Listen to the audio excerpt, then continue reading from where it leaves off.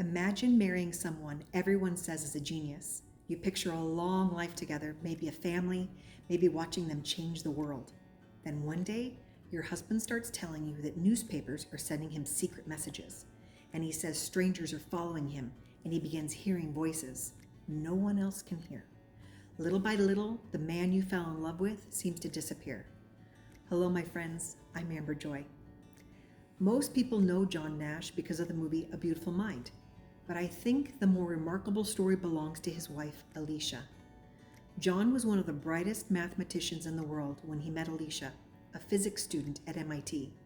They fell in love, got married in 1957, and like most young couples, they thought they had their whole lives ahead of them. Instead, they found themselves facing something neither of them could have imagined.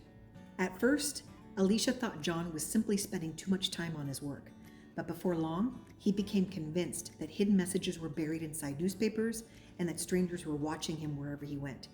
To John, it all felt completely real.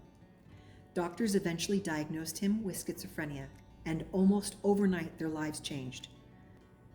John was hospitalized and he couldn't keep working, and he often didn't trust the people trying to help him. Alicia was left raising their young son while trying to care for a husband whose illness made him question almost everything around him.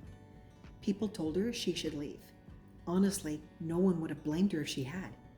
Eventually, the strain became too much, and the two divorced in 1963, and it looked like their story was over, but it wasn't. Even after the divorce, Alicia never completely walked away. She continued checking on John, helping him when she could, and making sure he wasn't facing his illness entirely alone. Years passed and something extraordinary began to happen. John slowly learned not to believe every voice he heard. This wasn't a miracle cure, and it didn't happen quickly, but little by little, he found his way back. In 1994, he received the Nobel Prize in Economic Sciences for work he had completed decades earlier. The whole world celebrated his brilliant mind. 7 years later, John and Alicia did something almost no one expected too. They got married again. After everything they had lived through, they chose each other a second time.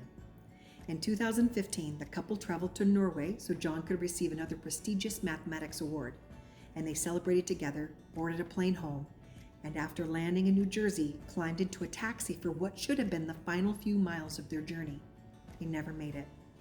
The taxi lost control, and because neither of them was wearing a seatbelt, both John and Alicia were killed in the car crash, together. I've always thought that's why this story stays with people. It isn't really about a mathematical genius.